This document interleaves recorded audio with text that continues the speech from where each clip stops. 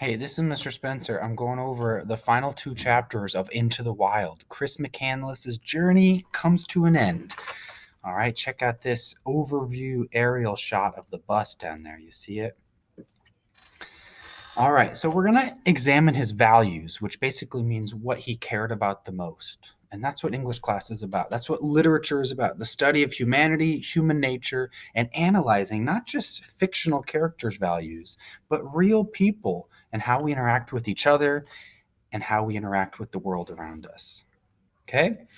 So, for Chris McCandless, let's review the earlier chapters, chapter 1, 11, and 12. Chris was relatively an unknown hiker, not famous, until author John Krakauer wrote an article about him in 1993, right after his death.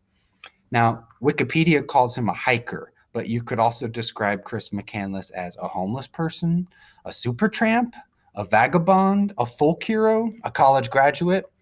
Call him what you will, but he's quite an enigma. Chris was born in California, but he moved to Virginia at age 8 with his family. He grew up in the 1970s in an upper middle class family. All right, upper middle class, well-to-do, affluent neighborhood. That means they lived comfortably with money.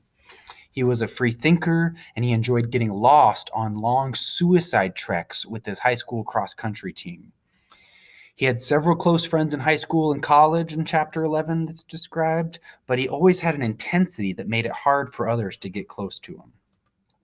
All right, from chapter 11, we learn that Chris's father, Walt, worked for NASA. Walt separated from his first wife, Marcia, keep that in mind, and he later married Billy, see in the picture there. That's Chris's mother, okay? Walt and Billy had 2 children, Chris, and then later, Chris's younger sister, Corrine. As Walt's career became more successful, Chris was embarrassed by things his parents spent money on, like vacations, boats, expensive restaurants. He often complained to his sister, Corrine, about his parents' values. After graduating high school, Chris discovered his father had been carrying on a secret affair with his first wife, Marcia, and had a child with her. That was after he had already had Chris when he was with Billy. So his father was two-timing Chris's mom. Chris was shattered by this, thought his father was a disloyal betrayer. And Corrine later wrote a book, memoir, describing the verbal, physical, and alleged sexual abuse her parents inflicted upon each other and their children, often fueled by Walt's alcoholism. Okay, now Walt and Billy, they denied this, but Corrine wrote her own book describing this experience. Corrine says it was her and her brother's abusive childhood was one of the motivating factors in Chris's desire to disappear into the wilderness after he fulfilled their wishes to get a college degree. All right, now the last part of chapter 12 showed how after graduating from Emory University in Georgia of 1990, he dropped out of sight and drove out west to live off the land. Okay, we learned from the chapter 1 in the author's note that Chris donated $25,000, all of his savings that he had kept working through college, to a charity for famine or hunger called Oxfam. Chris abandoned his car, burned all the cash in his wallet, and he hitchhiked up to Alaska. Can I get a ride, bro? He abandoned his car, hitchhiked, rebranded himself Alexander Supertramp in order to separate himself from the life and name his parents gave him and carve out a new identity for himself. Okay, chapter 1 that we read showed how Jim Gallion was a pickup truck driver who gave Chris a ride as a hitchhiker. It was early 1992, the last year of Chris's life, and he offered Chris, right before he walked off into the wild, a pair of his old rubber work boots. Okay, Gallion was an electrician, and he was also the last person to see Chris alive. How long did Chris's solo adventure into the Alaskan wilderness last? 4 months. Okay, he went out there in April when there was still snow on the ground, and he died in August of 1992. So let's talk a little bit about Chris McCandless and a summary of the upcoming chapters. Okay, you're supposed to read chapters 16 and 18 this week. In April of 92, chapter 16 starts out, 4 months before his death, Chris pauses in his Odyssey journey to visit the Liard River hot springs at the threshold of the Yukon Territory. But after taking time to soak in the steaming waters, he can't find another ride. He spends 2 days at the Liard River before making friends with Gaylord Stuckey, a truck driver who reluctantly gives Alex, his nickname, a ride. They converse for a few days that the drive takes, discussing McCandless's family, his father's adultery, and his own desire to live off the land. Okay, again, this is all in the chapter 16 handout. Okay, that's the handout that has the mountains on the front, and it has Chris's journal on the back. Okay, it was April 25 in this chapter 16 that Stuckey buys a bag of rice for McCandless. Then he drives him up to the University of Alaska in Fairbanks, where McCandless wants to look up books on edible plants at the library there at the university. Knowing the local seasons better than McCandless, Stuckey points out that, Alex, you're too early. There's still 2 foot or 3 feet of snow on the ground. There's nothing growing yet. But McCandless ignores this advice. He agrees to send Stuckey a letter when he returns from Alaska, but shrugs off Stuckey's suggestion that he call his parents to let him know where he is. Okay, look how much fat Chris has on his face there. He's still got quite a little body fat on him. Next part of chapter 16. McCandless spends 2 days and 3 nights around Fairbanks, mostly at the university. He finds a field guide to the area's edible plants, writes postcards to Wayne Westerberg and Jan Burris, some guys he stayed with while hitchhiking for a while, and he buys a used gun, a semi-automatic 22 caliber Remington rifle. He's located in the classified section of the newspaper. He leaves the university campus and he pitches his tent on frozen ground not far from the road that'll take him to the Stampede Trail up into Alaska. On April 28th, 1992, McCandless hitches the ride with Jim Gallion in the pickup truck that will bring him there. That was all from chapter 1. Tramping through the bush, McCandless soon discovers the abandoned bus along the Shoshana River, and he celebrates the discovery by writing in his journal on day 4, Magic Bus Day. At first, he has some difficulty killing small game. After about a month, though, McCandless is routinely shooting and eating squirrels, porcupines, and spruce grouses. He devours local lingonberries and rose hips and climbs a nearby hill. On June 9th, 1992, McCandless kills a moose, hundreds of pounds of meat, and he's so proud of this feat that he takes a photo of the carcass. He spends days trying to cure its meat so he can consume every part of the moose, but time is his enemy. Last part of chapter 16. After killing the moose and trying to cook and eat it as quickly as possible, Chris actually preserves the meat incorrectly, with the result that it becomes infested with maggots, and therefore it's inedible. McCandless must leave the moose carcass for the wolves, which leaves him feeling deeply guilty. He wasted all this meat from an animal he shot. A waste? McCandless lists the preparations necessary for leaving the bus, bringing his final and greatest adventure to a close. He's made some fatal errors, however. Halfway back to the road, he discovers a 3-acre lake in his way. When he first crossed the same area in April, the series of beaver ponds leading up to the Teklanika River had been frozen over, and they were easy enough to traverse and walk. Now, though, in July, these same beaver ponds have melted. The ice melted, the water levels rise. And moreover, the river itself, knee-deep for Chris at the winter's end, has now become a raging torrent, and McCandless is a weak swimmer. He returns to the bus, chastened, weakened, and sort of discouraged, and he writes in his journal, "Disaster! Reined in! River look impossible, lonely, scared." He was ready to head on back, but he can't. He does not know, however, John Krakauer writes, because he refused to obtain a map of the area, that the river is passable only a mile upstream. If he only walked north 1 more mile, he could have easily crossed. It's ironic, tragically. Okay, chapter 17, the author, he kind of goes over some other people that got lost in the wild that aren't Chris. And then chapter 18, we go back to Chris's story. Okay, July 8th, 1992, McCandless returns to the bus. He resumes hunting small game and gathering edible berries and wild potatoes, but he's burning more calories than he consumes. Skinny, skinny, skinny. He reads Leo Tolstoy's The Death of Ivan Ilyich, and he finishes Boris Pasternak's book, Dr. Zhivago, writing, "Happiness only real when shared," in the margins of the book. A striking sentiment from someone so relentlessly compelled towards solitude. He wants to share his happiness with somebody, but he's alone. On July 30th, McCandless makes an ominous entry in his journal. He writes, extremely weak, fault of potato seed, much trouble just to stand up, starving, great jeopardy.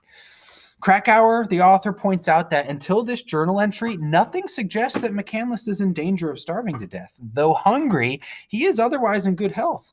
Less than 1 month later, he will be dead. How? Wayne Westerberg, the man that had the grain harvesting business that Chris spent some time working for in South Dakota, he suggests that McCandless ate some potato seeds that he bought in South Dakota. Potato seeds can become toxic once they've sprouted, but he would have needed to eat many pounds of these seeds, and he doesn't seem to have done so. So that's just a theory. There is, however, a wild potato that McCandless may have foraged for and confused with a similar looking and toxic wild sweet pea. They look very similar. Maybe Chris confused it. The author's only speculating. Okay, second part of the summary of chapter 18. The author Krakauer, he imagines a hungry McCandless mistaking one plant for the other and becoming incapacitated, already worn down by a subsistence diet, naked, afraid. His body wasn't able to stave off the emetic effects of the plant, which ultimately killed him, Krakauer suggests. As time goes on, however, the author John Krakauer begins to doubt this hypothesis. Some 4 years after McCandless's death, the author Krakauer finally discovers that a toxic mold can grow on legumes. I had an epiphany, he writes. It wasn't the seeds of the wild potato that had done McCandless in. He was probably killed instead by mold that had been growing on those seeds. Krakauer describes the effects of poisoning by the mold. The body is prevented from turning what it eats into a source of usable energy. If you ingest too much, you are bound to starve, no matter how much food you put into your stomach. Last summary part, chapter 18, the end of the book. On August 5th, McCandless notes in his journal that he spent 100 days in the wild. Then he writes, but in weakest condition of death, looms as a serious threat. Again, the author points out McCandless's folly in not having a topographical map. Only 6 miles south of the bus was a Park Service cabin, equipped with first aid supplies, bedding, and emergency food. 6 miles? A 3-hour walk away. He's a cross-country runner. Come on, Chris. Krakauer, however, notes that even the existence of this cabin would not have saved McCandless, since the cabin had been recently vandalized and anything edible within had been exposed to wild animals in the weather. So there could have been maybe mold or food or raccoons eating it. McCandless writes his final journal entry on August 12th. Barely a week later, he writes on the back of one of his books, I've had a happy life and thank the Lord. Goodbye, and may God bless all. Look how skinny he is in that final picture. He tied multiple loops in that belt because his waistline is so skinny. How did Chris McCandless develop his philosophy of life? What were his values? And how did this all go wrong? Let's do a deep dive into this. Now, his 3 major literary influences, the books he loved, were author Jack London, Henry David Thoreau, and Leo Tolstoy. Okay, London focused on a movement called naturalism in literature. Thoreau focused on a movement called transcendentalism in literature. And Tolstoy was a Russian author who focused on a literary movement about realism. Okay, Jack London, you might know, a movie came out recently called The Call of the Wild. It was thought to be McCandless's biggest influence. Okay, Jack London, the author, intended to write about a dog who merely reverts to the wild. And London states that he unconsciously wrote a human allegory or an extended metaphor in the dog's life and death struggle to adapt himself to a hostile environment. Okay, Jack London. Naturalism, this was the literary and philosophical movement that Jack London wrote about. It was a type of literature that uses realism to suggest that social conditions, heredity, and environment shape the individual and determines his fate. It directly contrasts to capital R romantic works where the individual shapes his own environment and is the master of his own fate. Okay, escaping reality, pursuing desire, shaping the world the way you want it from your own imagination. No, naturalism says that's not how it works. Naturalism exposes the dark harshness of life. Characters can be studied through their relationship to their surroundings, and we can look at Chris McCandless through this same lens. McCandless adopted many of these same values. McCandless believed that environment shaped the individual and sought out an environment that would better shape him. He sought to leave what he felt were negative influences, and he took the call of the wild quite literally as a call to live in the wild to seek one's true potential. Jack London's socialism, Communist ideas may have contributed to McCandless's disdain of money and anti-materialism. He didn't think people needed money. Okay, he certainly didn't think he needed money. Where did it all go wrong? Well, naturalism was a literary movement, not a fact of reality. Few truly believe that individuals are powerless to the influence of their environment. Likewise, most environments are not completely pure or completely corrupt. Okay, even if you hate school, you have to admit there are parts of school that are beneficial, right? His hero, Jack London, obviously realized his works were fiction and not a plan to follow. And he chose to write to avoid hard labor. And Jack London died among the conveniences of modern life. Did Chris McCandless mistake fiction as a literal guide for living? Is that where he all went wrong? Okay, you can check out some more of Jack London's books if you go to the library.